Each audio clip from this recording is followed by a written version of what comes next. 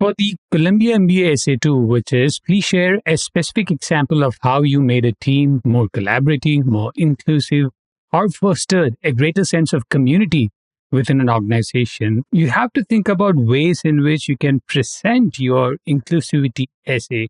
Now, what is a typical inclusivity narrative?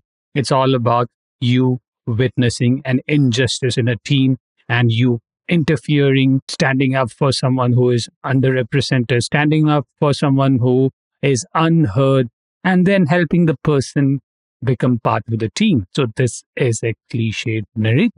Now, what if we create a counterintuitive narrative where you start with an opinion about someone that is negative to start with, and then once you read the essay, the opinion about the person changes. And as your opinion changes through the essay, you are revealing it to the admissions team as well. I have one such example of an asset manager who is managing an Iberian institutional client team, and he is a 29-year-old applicant. He has 6 years of experience, and his stretch schools are Columbia and Harvard Business School, and his matching schools are London Business School, IESE and INSEAD. This is a first draft to illustrate the essay concept, and it has not been edited down to the 250-word limit. Do not use it in your Columbia MBA application. It is shared for educational purposes only. Now let's see how the applicant has opened the line. So this is a very counterintuitive narrative. There is no establishing the character or the mentee you helped out or helping a team member. It directly goes into the applicant's greatest achievement. If you see the first line, it is, I built the model that ranked our Iberian book the 41 institution clients we served in Spain and Portugal by revenue per hour of coverage. My managing director took that and we converted 4 small pension plans because of this deliverable. So what is the applicant doing? He's starting with his greatest achievement. Now, this is counterintuitive. Why would he start with his greatest achievement? He should have started with the person who he helped. That's how you make the team more inclusive. But then it's a counterintuitive narrative. He's starting with his greatest achievement and showing that because of his contribution, the managing director could close 4 small pension plans. See the next line. The rating followed. I had my best year. So to show that his rating was the highest, he had to show his greatest achievement. So it's all about rating. Now, obviously, the next line should introduce the secondary character. Now, if you delay introducing the secondary character too long, the essay will stretch on. So who is the secondary character? Nacho. Nacho was not lucky. He was 56 and fell in the bottom quartile. It didn't look well deserved. So it's kind of narrating the secondary character, but also showing empathy by saying it didn't look well deserved. Now, what did Nacho do previously that helped the company? So you have to show his legacy. Nacho was the first to bring us the client list of a regional saving bank, one of the Spanish banks absorbed after the 2012 bank rescue. We respected his seniority, but the performance lingered at the bottom for 6 months. So the whole context is about rating or job appraisal or giving feedback.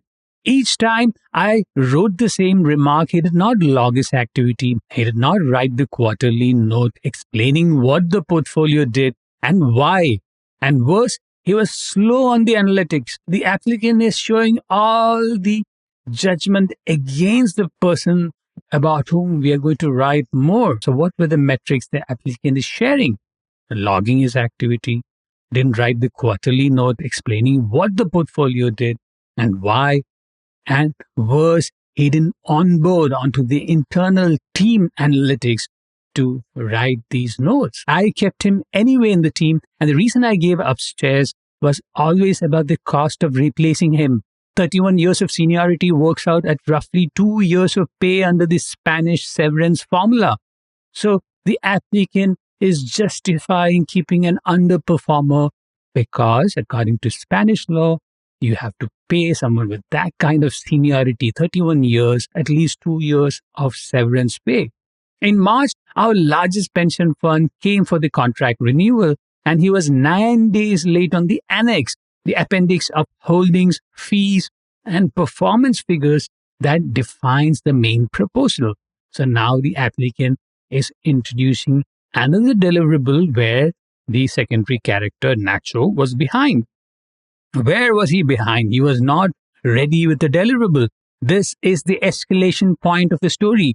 When Nacho couldn't meet the first few internal deadlines, I took the role and started working on the annex.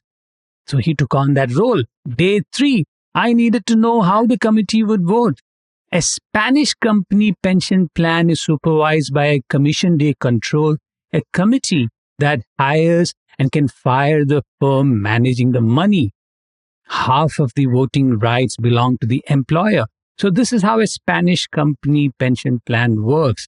It is controlled by a committee where half of the voting rights belongs to the employer, the company that is managing the fund, and half is managed by the pensioners and the employees.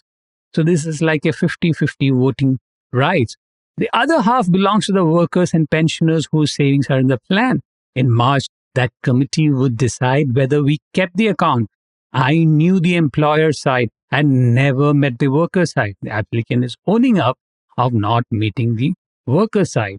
So what he did, I called the 2 representatives who mattered and arranged for the meeting. Nothing, no response. Nacho asked whether he should try. He rang, and by the next morning, I knew how both of them would vote and which of our fees they thought were too high. I asked him a secret. He said it goes to the annual member assembly, the meeting where the fund reports to its own savers. Every year for 11 years on a Saturday in a room outside Valladolid, Nacho answered questions from retired members about their savings. His response was to the same 2 questions. Why is my savings smaller than last year? And can I withdraw all my pension all at once? This is the line that highlights Nacho's role all these years. He was working outside the office hours. He was working on Saturdays. He's taking on all these tough questions about the return from these pension in some years where the funds tend to underperform the markets. The worker representatives are elected out of that room.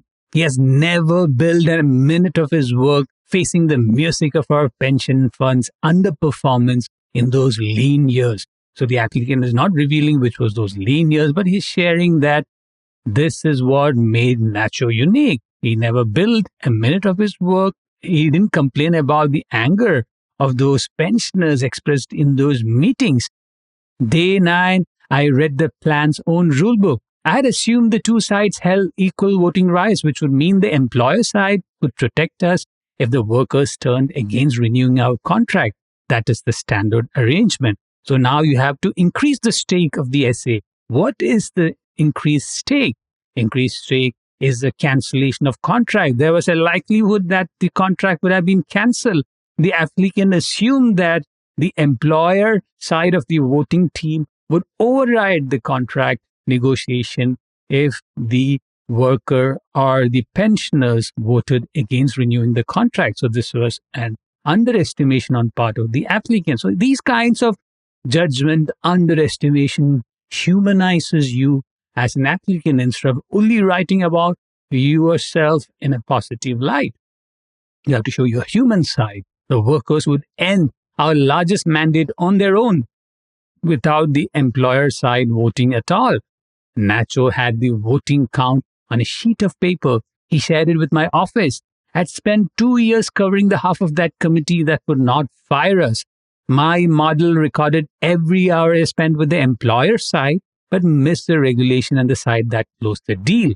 I did 2 things. Now the corrective steps. So this is where the inclusivity narrative comes in. So this inclusivity narrative is not about one person, Nacho. It's about bringing a systemic change and inclusion into measuring team performance. That is the theme of this essay. I did 2 things. In December, I put Nacho in the top quartile.